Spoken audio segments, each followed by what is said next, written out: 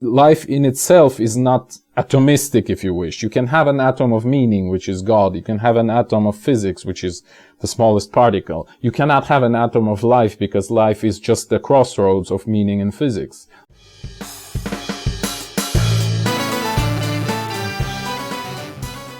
Greetings, this is Eugene the Philosopher, the greatest living philosopher after the unfortunate passing of Quentin Robert D. Nameland, who has been the greatest living philosopher before me. In this video, I want to talk about something different with respect to the most recent ones at the very least. I want to bring up my own theory, if you wish, or a paradigm, or actually metaphysics. Neo-Cartesian metaphysics, mind you. Cartesian meaning related to Descartes, right, Cartesius. So, yeah, some preface before we begin. So, I've had an old video of mine called Nature of Knowledge. I'm gonna link it in the description, as well as any other videos I mentioned here, where I talk about how knowledge is just a bunch of stories we tell each other about the world in order to orient in it, okay? So, this video, Nature of Knowledge, is sort of more general than this video that you're watching right now. So, this video of mine that you're watching right now is only a story I'm telling you about the world, okay? However, you may also tell other stories about the world, and it wouldn't be in any conflict with this one because I'm not telling you the truth. Because again, see my video Nature of Knowledge, the truth does not exist. So please do not hold it against me if what I'm saying doesn't sound true. However, I would appreciate any sort of feedback. So if you have any ideas about what you're about to hear, I would like to hear them as well. Too many tautological statements here. Okay? So yeah, one of the possible stories is one I'm gonna tell you right now. And this is also another caveat. This is not science, as I've said. It's, of course, informed by science, at least to some degree. But essentially, this is philosophy. So please don't ask me to falsify or verify my statements. They are not falsifiable nor verifiable by their very design, you might say. It's philosophy, okay? Yeah, it is the truth, but I already said that. Again, it's just a story which may be useful to orient in the world, or it may not be useful. That's for you to decide. This is my notebook, essentially. This is the final caveat, so you will see a lot of scaffolding. So that's why I would appreciate any feedback, because, well, okay, so I'm making this video just because my focus kind of shifted to some other topics recently, and I want to make this available somewhere in order to, you know, avoid what I call the tragedy of thinking. Link in the description. So that the ideas I will present here right now wouldn't be lost into the void, because I might just forget about them, and because I'm already feeling that like I'm shifting to something else in my interests. Alright. So let's begin. I begin with a postulate. A pretty easy to understand one, that there exist two different worlds. One world is what I will call the world of physics, and another world is what I would call the world of meaning. And I mean that, no pun intended, in the most general sense possible, meaning, okay? Like meaning making sense or something, like, you know, sort of like loaded with something, so some value, again, meaning. I will call it meaning, okay? So, and again, why do I call it a neo-Cartesian metaphysics of mine? Is because, again, it kind of mirrors the Descartes himself with his res extensa, which is like things that have size, which he called anything physical, and res cogitans, which is like things that have cognition, which kind of relates to the world of meaning, okay? They are operating with meaning rather than sizes or shapes, etc. So, yeah, and these worlds are distinct. So, world of physics, like worlds of physics and world of meaning, I remind you. One is not the reflection of another, and neither is the negation of the other, okay? It's not like black and white. To a degree it is, but it's only like for dramatic purposes I'll paint them in this way, but they aren't really negations of each other, kind of. I mean, yeah. So they are logically incompatible, sure, and hence they cannot coexist everywhere. You know, we can just fuse them together. So in a way, we are kind of forced to admit, and I'm saying we kind of generously, you know, it's really just me. But, yeah, so these worlds cannot coexist everywhere because, again, they're logically incompatible, and they cannot be just overlaid on top of each other. But they may coexist, perhaps, see examples below, somewhere. Perhaps somewhere these two worlds can coexist. And I'll give you two big examples again later in this video. That's why I would call them not parallel worlds, which kind of coexist but completely independent of one another. But I call these perpendicular worlds. They are like coexisting mostly, you know, separately, but in some places they do cross, they do intersect.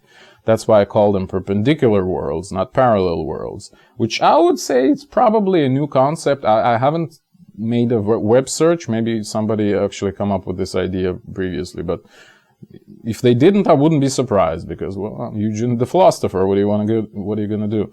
So yeah.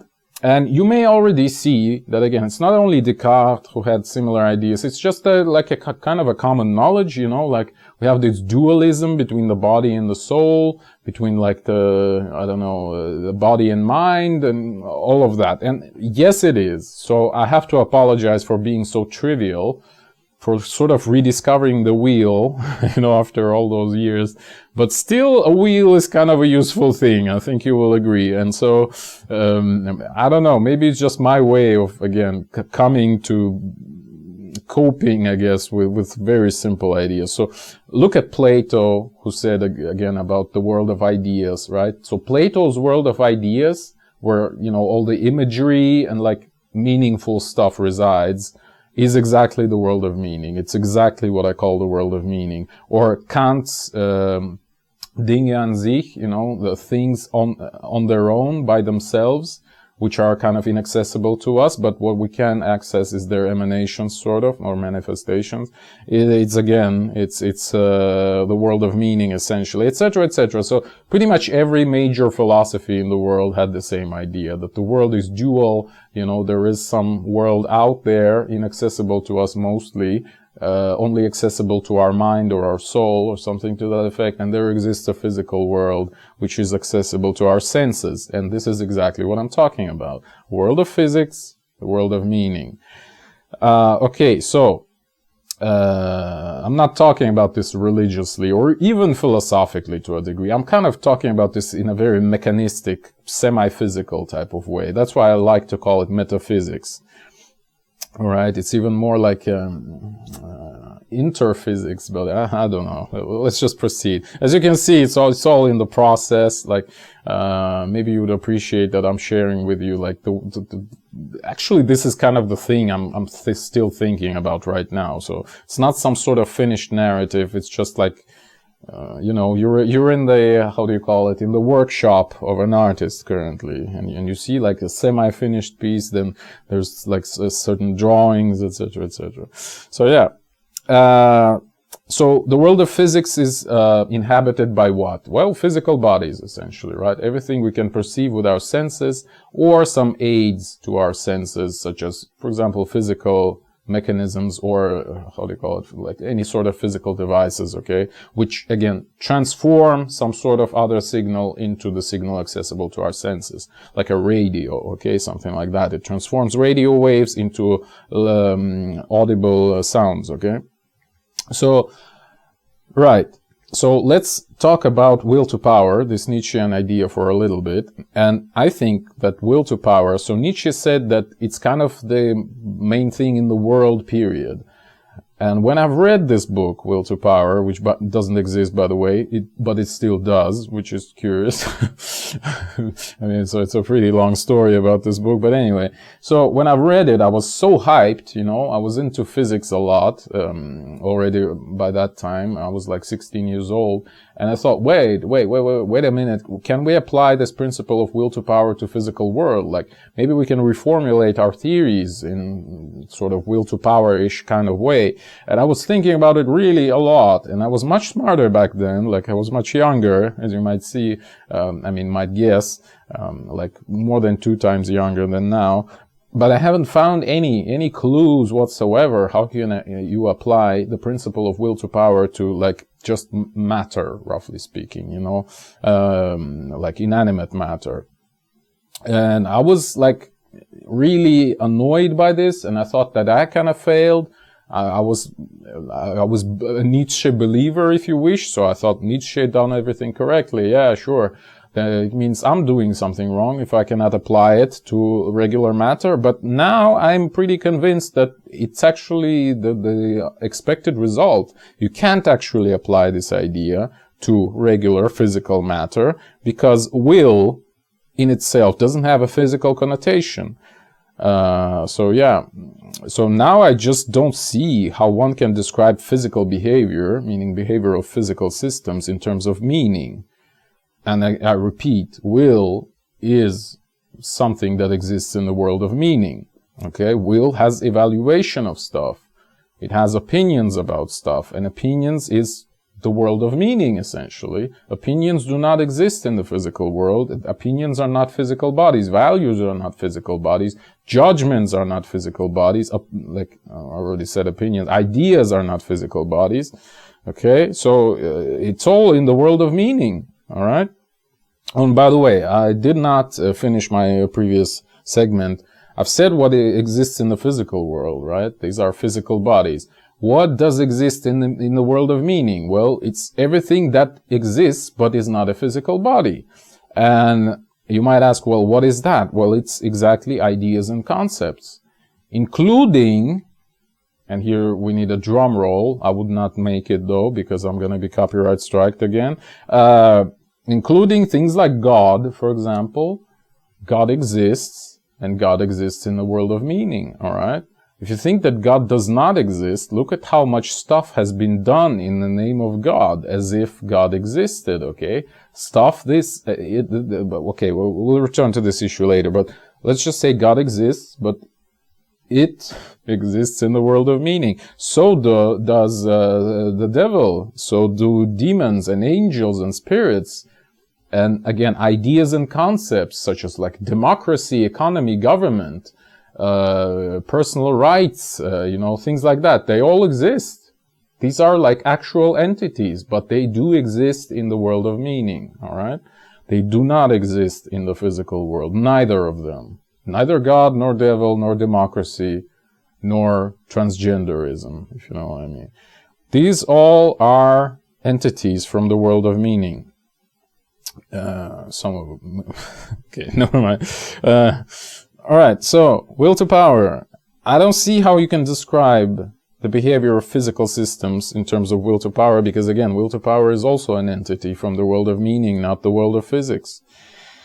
And meaning and will is construction and organization. Again, the properties of the world of meaning. We'll come up to this shortly. What are the more general properties? So, physical world is destruction and disorganization, a decay, shattering, all right? Whereas, again, meaning is construction and organization. So, the key characteristics of these two worlds, obviously, are entropy for physical world and information for the world of meaning. And they are mutually exclusive, as you might see. Well, these ones are kind of black and white, if you wish. One kind of negates the other, but in this sense, these worlds are kind of opposite. But they aren't really. I mean, come on, they aren't really opposite. You can have entropy and information simultaneously, right? They wouldn't annihilate or something. So, but anyway, that's why you can't just compress and fuse the two worlds together like naively, sort of. So neither of the worlds would be able to exist in this case if you do so. So physical systems, as you might have guessed, evolve so that entropy never decreases, right? It's the famous second law. I'm not gonna criticize it too much in this video. I can make a separate video even though I would require so much research. So I'm just kind of assuming that second law is kind of correct, even though I'll return to this issue a little bit later. At this point in this video, at this point of this video, let's just assume the second law is correct. So physical systems evolve so that entropy never decreases, which simply means they produce no information, all right? So the physical world is indeed perpendicular to meaning world, because it doesn't penetrate it, at least like directly, you know, it doesn't produce any information, so it's kind of irrelevant for the world of meaning. Okay. And, yeah, and then meaning systems, the systems from this world of meaning, evolve in such a way that information never decreases. If that makes sense. Which means they produce no entropy. So again, they might coexist, but principally they are completely different, all right? That's why I call them perpendicular worlds. So meaning stuff and physical stuff are fundamentally different, and I'm deliberately using the word stuff because I want to avoid the word matter, because one may assume I'm ascribing some materialism to meaning world, which I'm not. Neither to the physical world, by the way. Notice that. Anyways, in order to understand the physical stuff, one must go bottom up, right? But in order to understand the meaning stuff, one must go top down. So notice this curiosity here that an atom of physical stuff is the most simple and most disorganized entity, all right? Roughly speaking, the smallest particle. Whereas an atom of meaning stuff is actually the most complex and organized entity. All right? So, arguably, the whole universe of meaning, or God, if you wish, if you define God as kind of like the wholeness of everything, okay? God is the meaning, the atom of meaning stuff. I know it kind of sounds paradoxical and kind of ridiculous, but it's only because we're too used for this bottom-up physicalistic approach, right? The reductionistic approach. We're too used to the world of physics. And one might ask, well, what is the atom of life? If you know what I mean. Atom of living beings, because, well, okay, let's just talk about this. I'll just say right now it doesn't exist, okay? Because it would be a mutually, like, some sort of weird chimera, really. I mean, maybe it does exist, but we'll discuss this some other time, not even in this video, probably. So anyways, perhaps religious people with their holistic view won't have as many problems understanding what I've just said, speaking about, you know, the atom of physics is the smallest indivisible entity, like the smallest and most disorganized, and the atom of meaning is the largest, most organized entity, all right? So that sounds kind of ridiculous, but on the other hand, given what I've said, maybe understandable. So, more interesting part begins right now. What happens, I've said, these are perpendicular worlds, right? So I've just described why you can't just overlay one on top of each other. However, I've said that they do intersect, they do interact somewhere. And now we're going to consider two instances of where this sum appears, okay? So one obvious example is kind of the whole motivation for the thing, for this dualism, which is living beings, all right? Obviously, living beings, so a big statement, okay? Living beings are on the crossroads of the world of meaning and the world of physics. So they belong to both worlds simultaneously. If you wish, they have one leg in one world and another leg in another world. Again, and if you're a spider, I guess we need 6 more worlds for you, but sorry about that. Never mind. Okay, so living beings are obviously, as Nietzsche said, characterized by will to power, which is the branch of the world of meaning. Hence, living beings are, at least partly, belong to the world of meaning. However, they also obviously have like physical bodies, physical emanations, which means they're also subject to laws of physics and, you know, all the limitations of the physical world. They're kind of like the door between the two worlds, if you know what I mean. All right, and all kinds of interesting stuff happens in this place where the two worlds collide, if you wish, or intersect rather. So and I actually kind of like, you know, we have this again mechanistic, reductionistic, physicalist world view on like living beings. I've already said that the atom of living beings, do not exist, which means that, well, how can it exist? Because, like, a living being is on the crossroads of the world of physics and the world of meaning. So, if the atom of physics is the smallest, most disorganized particle, okay, you can maybe make a body out of that, but the atom of meaning is the largest, you know, all-encompassing, most organized entity, roughly speaking, God, or the whole universe, if you wish. So how can you know, what's in between though? Like, what can represent the both? Nothing, you know? So there's no atom of life, if you wish. You will never find the thing that, if you wish, kind of makes living matter living, if you know what I mean. Okay, that's what like biologists are trying to find. Like, what is the difference between, like some physical difference between what is the atom of life? What makes living matter living with respect to non-living matter? You cannot find it because it's logically inconsistent. There is no atom of life because life is a place where meaning and physics intersect, but life in itself is not atomistic, if you wish. You can have an atom of meaning, which is God. You can have an atom of physics, which is the smallest particle. You cannot have an atom of life because life is just the crossroads of meaning and physics. Life doesn't have ontology of its own, if you wish. Understandable? That's why another reason I'm pursuing this dualistic ontology, because it explains life, you know, and it's kind of big. I mean, hopefully explains. But let's talk about it some more.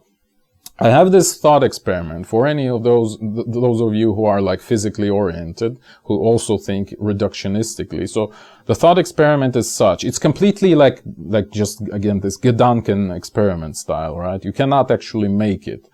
However, like, it's an ideological experiment. Like, your answer to what happens in this experiment determines your philosophical opinion about this whole shebang. So what is the experiment? If I take a precise, like, picture, speaking very generally, of a cell, of a living cell, for example, right? With all the atoms, all the molecules, all the electrons, everything mapped out perfectly, right? As perfect as possible. Like, not possible in human sense, but in God's sense, you know? Like, just a perfect recording of everything that is happening right now. All the positions, all the velocities, everything mapped out perfectly. And then I magically assemble with like a magical 3D printer the very same cell with same positions and same velocities of everything nearby, or maybe 1,000 kilometers away. The question is, would this new cell be alive? So it's an ideologically charged question, a loaded question, a metaphysical, a philosophical question. So my answer is no, because again, like, you've just created a physical copy, but have you created the meaning copy? You haven't, right?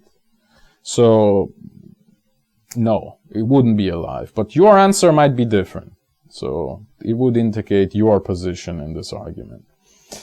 All right, so we need to speed up a little bit, or it would be like an hour and a half show, which I don't want it to be. So Aristotle talks about 4 causes, and I'm only having 2 causes.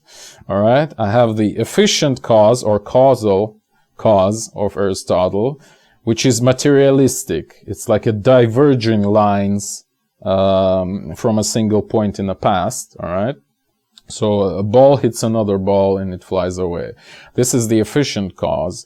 But there is also this final or teleological cause, which is, again, it's kind of backwards. A ball is attracted to something. Well, a ball wouldn't be attracted to something. I'm attracted to food in my fridge, let's put it this way.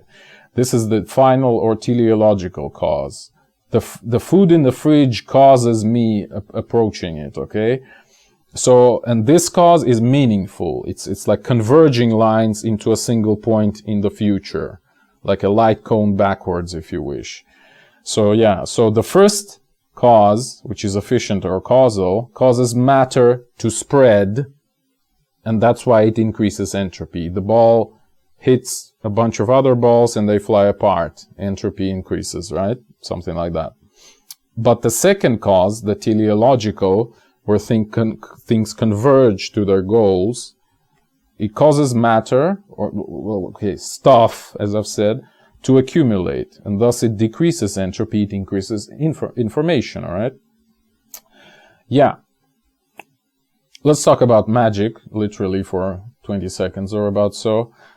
I would say that, as I've already talked about, demons and spirits and gods and things like that, which exist in the world of meaning. Well, magic is an attempt, this is my definition of magic, by the way.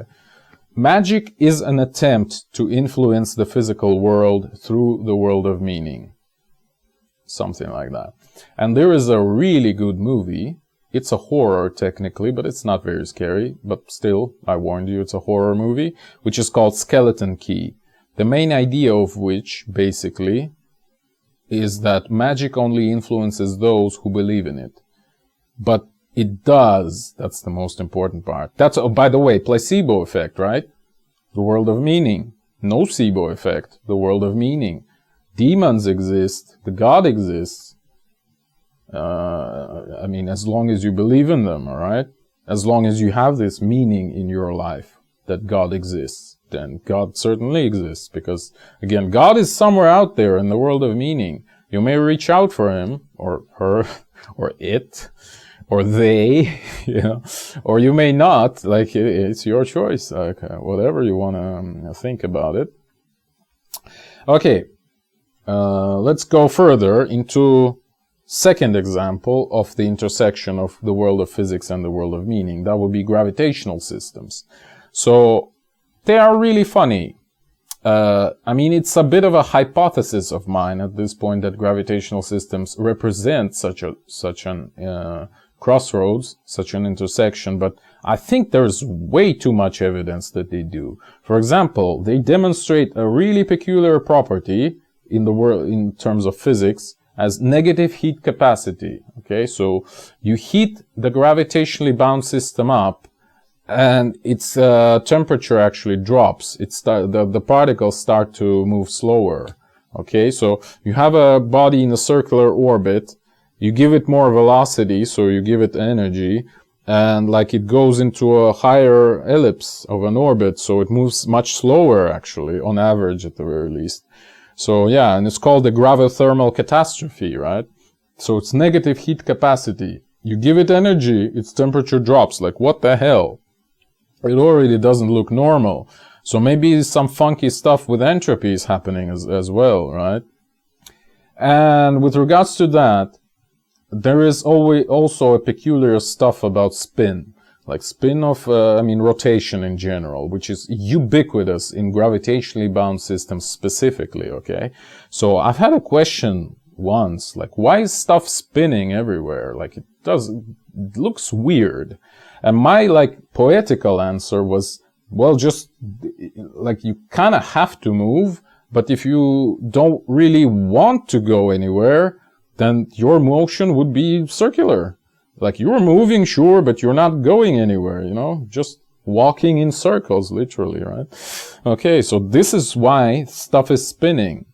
And why gravitationally bound stuff is poetically speaking, okay? But why specifically gravitationally bound is rotating constantly around each other. Again, so it can move without going anywhere. And think about it in terms of physics and entropy. I mean, physics and meaning. So entropy and information. So, meaning or information and entropy, they kind of move towards each other, but they sort of repel each other, you know, kind of like opposite similar pole magnets. And so there is this interplay, this dance, you know, they kind of want to occupy the same spot, because again, gravitationally bound system is kind of a portal from the world of physics to the world of me. Hypothetically, okay?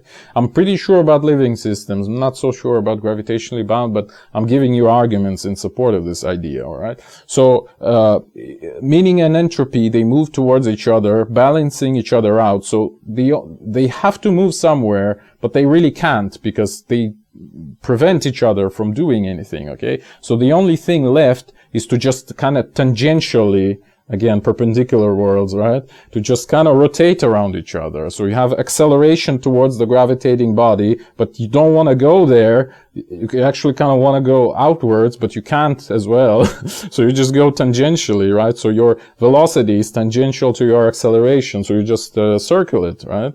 That's why stuff is rotating everywhere in gravitational systems, because it has to go somewhere, but it can't. Okay? So the meaning wants to pour into the world through gravitational bound systems, but entropy wants to pour into the world as well, but they can't coexist. So they kind of repel like magnets. They kind of do this weird little dance. Okay? So as Nikolai Kozyrev, the Russian thinker, put it, time is the rotation of cause around the effect, all right? Something like that. So it's a rotation of meaning around entropy, or meaning around physics, or like entropy around information, or vice versa. Like they're kind of equally viable in this sense. Yeah, so this is my idea of why rotation is so ubiquitous. I mean, arguably it's not really physical, but it's philosophical. I told you already, we're not talking about physics. And now arguably the most interesting segment of this video is about taxes, right? Two things are inevitable in life, which is this segment and death, I guess. So I think there is some sort of like an analogy of third law of Newton, which is action and reaction law, with regards to the worlds of meaning and physics. What do I mean by that? Well, let's think about it. Physics demands entropy rising. The world of physics is like hell, where entropy always rises, okay? I don't imply. Hell actually belongs to the world of meaning, by the way. But physics demands entropy rising. So if you want to exist in the world of physics, like my body does right now, hopefully it will for another day at least, you have to pay tax of increasing entropy. You just can't be a physical body unless you increase entropy. You'll just kicked out of the server immediately, right?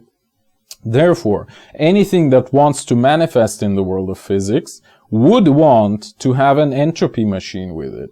Like imagine you want to teleport to the world of physics. Well, you don't have to. You're actually in it right now. Your body is in it right now. But anyway, imagine some entity from the world of meaning would like to teleport to the world of physics, which doesn't allow it to, because it has a completely different properties, right? So, but if the entity from the world of meaning acquires the machine that increases entropy, it can sort of travel with it, right? It would be like it's a purse with money, so it can pay the border control, you know, at the transition zone between the world of meaning and the world of physics. So this entropy machine will outdo the information amount that this entity from the world of meaning has. I mean, it sounds really stupid, but bear with me, please. So the simplest version of an entropy machine is anything that dissipates heat, right? So roughly speaking, if Devil wants to come to this world, he has to have some sort of heating device with him, okay? Not because hell is hot, supposedly. Actually, hell is cold, according to the best accounts, right? Dante, etc., etc. But anyway, okay, let's talk about angel then.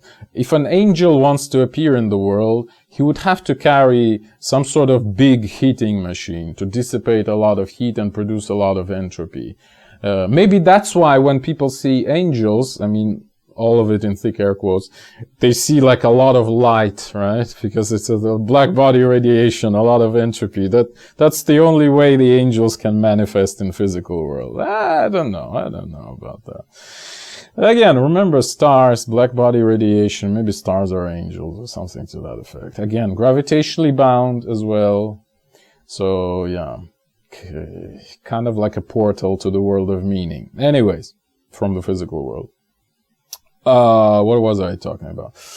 Yeah, so, again, if you want to manifest something in the world of physics from, the world of meaning demands entropy falling or the information increasing. So if you want to manifest something in the world of meaning from the worlds of physics, like if you want to go to the realm of the dead. Okay, we'll talk about this a little bit later, but you have to have an information machine with you. You have to have something with you that would produce information, okay? So something that would create meanings, recognize patterns, make connections, sort and separate things. So decrease entropy, a cultural machine, you might say, because culture is the way of decreasing entropy, as I've defined it. So that's how models or physical theories appear, for example. Like you put them in the world of meaning. So all of our theories actually, ironically, physical theories exist in the world of meaning.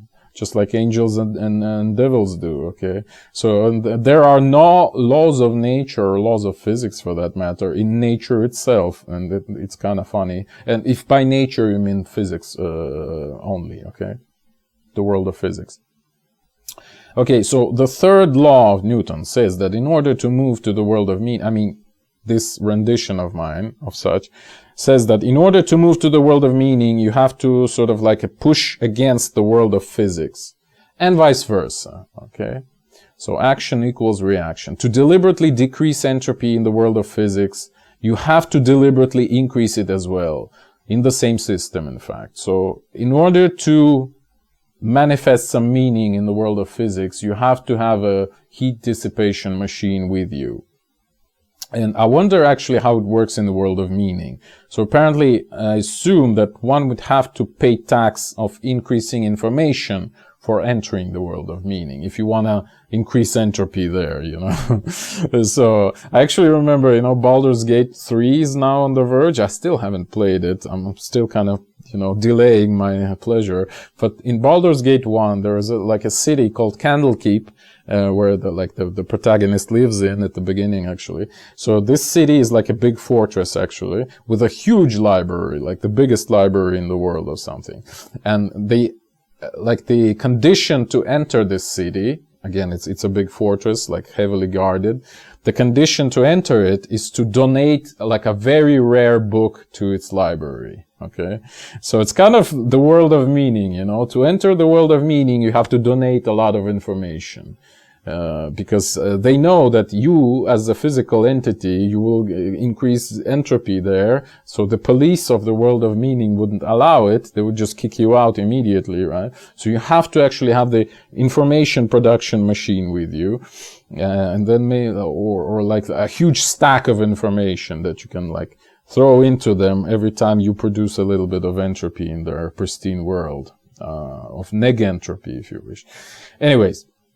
That's how I believe LENR machines work. So, hello Edo, I'll send you the link to this video from the future, okay? Right now it's December 12th. So, that's what I think happens in LENR experiments. Watch my video, like the proper way of achieving fusion or something like that, where I talk about cold fusion. So, LENR machines, like, you may remember from my video, I talked about how they need these metallic lattice experiments. They need to be heated up. But it's kind of stupid. Like, why would you heat them up? Because this temperature is so low, it cannot possibly influence fusion reactions. Then why do you need it? The question arises. And I also had this question, but then I thought about it and I've arrived at what I've just told you.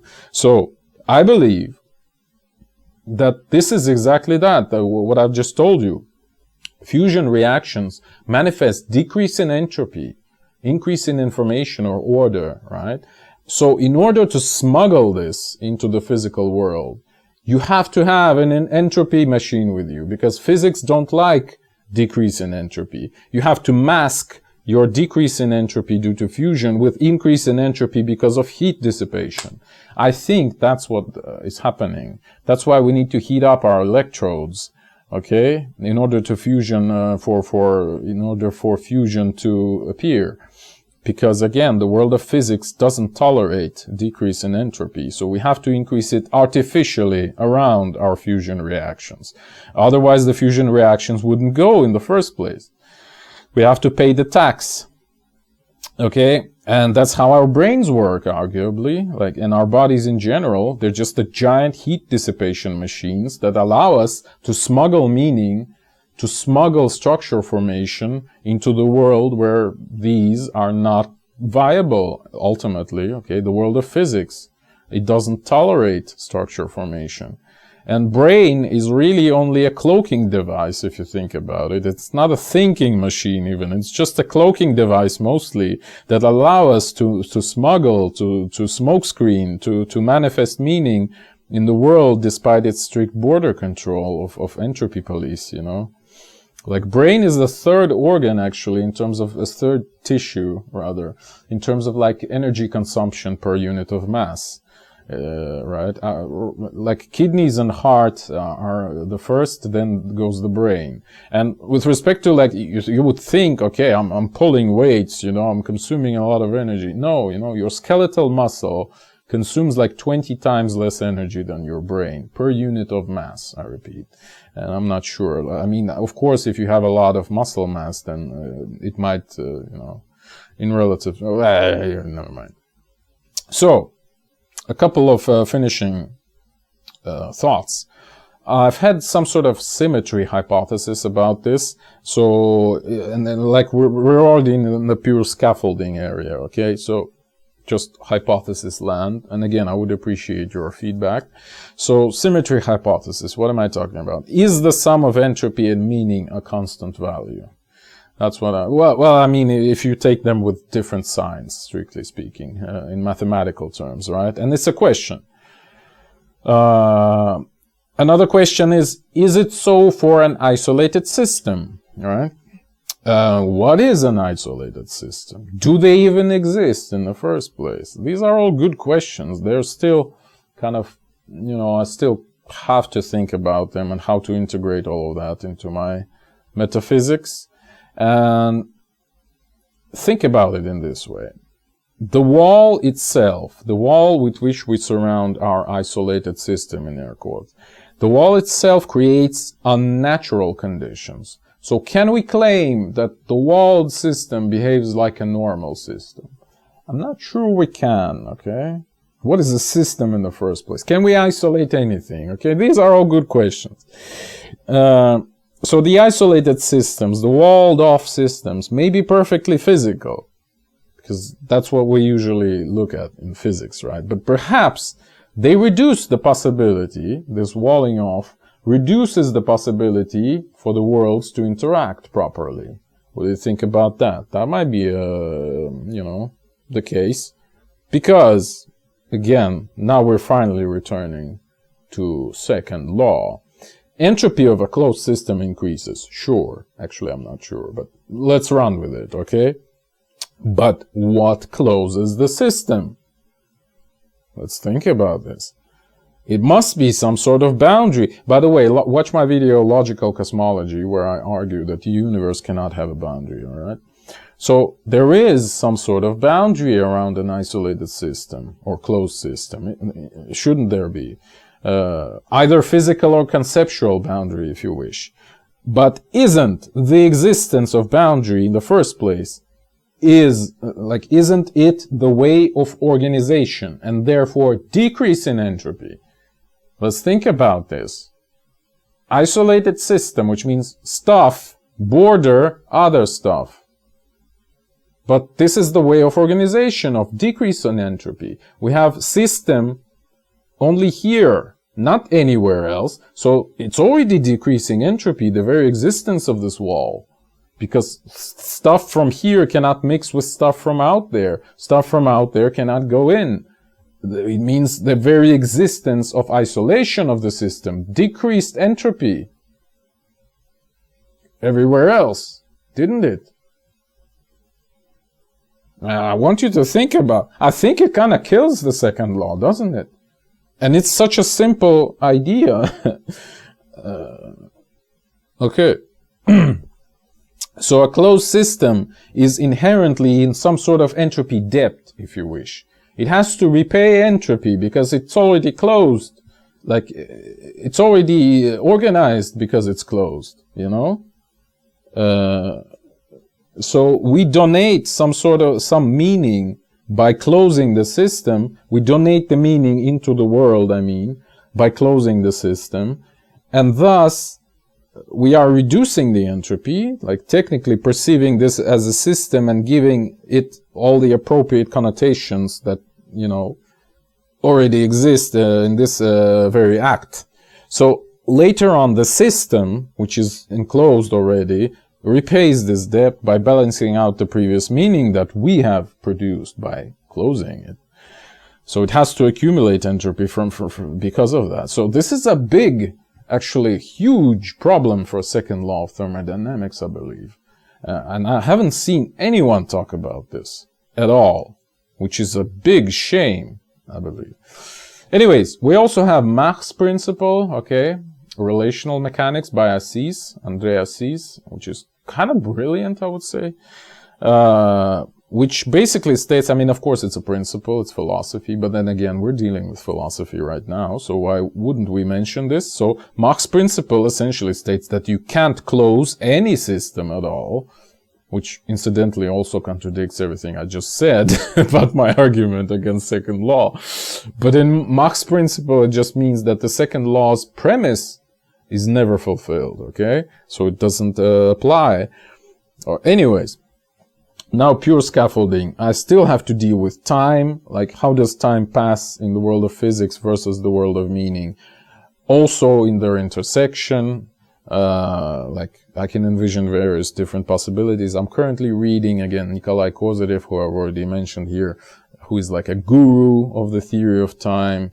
I'll probably make a video about himself at some time later, but I already see from what I've already read, there might be some argument between this metaphysics of mine of perpendicular worlds and Kozyrev's time. Anyways, yeah, and the last thing I will mention is this duality, again, between the world of physics and the world of meaning. And, you know, the duality of physics and meaning, okay, let's just talk esoterically, magically, you know, symbolically. So it's represented by Hermes, obviously, right? The Mercury. It's a messenger between the worlds of physics and meaning. And in the older tradition, like, you know, shamanic, polytheistic tradition, what was the world of meaning? It's the world of the dead, right? The Hades. The other world, whatever the other world is, well, it's the world of meaning in my terminology, okay? So we have the world of living, which is the world of physics, and the other world. I mean, the world of living meaning like whatever you can touch and see and feel, roughly speaking. And the world of the dead, which is imperceptible for you. You are blind to it, okay? Because it's the world of meaning. You can only think about it. You can only access it through your mind's eye, so to speak. That's why you have all this symbolism of, you know, one-eyed person or a blind person. So a blind person apparently sees in the world of the dead, the Hades, the world of meaning, whereas a seeing person can see only the world of physics. But a one-eyed person who's blind on one eye, their blind eye sees the world of the dead, the world of meaning, and their seeing eye sees the world of physics, right? The world of living, etc. And you have the hero's journey where we go to the world of living, aka Hades, the world of the dead. We acquire some elixir there. We come back to the world of physics. We save everyone, okay? Something to that effect. Yeah. So all of this is actually applicable here to what I've said. So, yeah. And Hollywood, like modern Hollywood, almost every movie has this symbolism. This, Hermetic symbolism. Like movies about like menu, you know, all of this crap, right? Like Hermetic tradition, it's really sus in many respects. Like the false god, you know, the Jesus as the false prophet, like the true prophet of Mary, you know, not the mother of Jesus, but the Mary, I don't know the English, Maria Magdalena, Marie Magdalene, whatever you call it. Okay. Again, Hermes, right? The purple color, by the way, the crown, the eclipse as the manifestation of the crown, water as the symbolic representation of the world of the dead, right? Somebody going into the water as on their hero's journey, one-eyed person, like all of this crap, like modern Hollywood movies and series are full of it, okay? Yeah, well, anyways. Oh, and the later symbolism, right? The cross itself. What is the cross? It's the perpendicular worlds, right? The spiritual world, the physical world, the world of meaning, the world of physics. Or Crossroads, right? Robert Johnson, the bluesman, who made the deal with the devil on the crossroads and started playing blues, right? That's the same. It's the same kind of semi-mythological pathos. It's the same polytheistic, shamanistic kind of stuff. And it's really so universal. I mean, it's kind of crazy, actually. So we are indeed, what I've been doing in this video, again, let's just conclude, okay? What I've been doing in this video is reinventing the wheel, rediscovering the dualism between, again, soul and body, physics and meaning, or whatever other names you wanna give to this dichotomy. But I think it's just correct. Like it's just there. Like you can't explain what happens without it, and you can't really. It's my opinion. Again, it's a loaded value-based statement, but I don't think you can derive both worlds from a single source. I just don't think you can. I mean, we can barely grasp like any separate world in itself, but to grasp a single source for them is even harder. Like, I think it's so unnecessary and actually harmful because it would make everything so much more complicated. Well, let's just start with two worlds, the perpendicular worlds. Thank you for watching. The eons are closing. If you wish to support me, please consider joining my Patreon. That is patreon.com/philosopher. See the link in the description. Or if you have a scientific theory of your own and you'd like my help in developing it, please join my alternative science coaching program, also available through Patreon.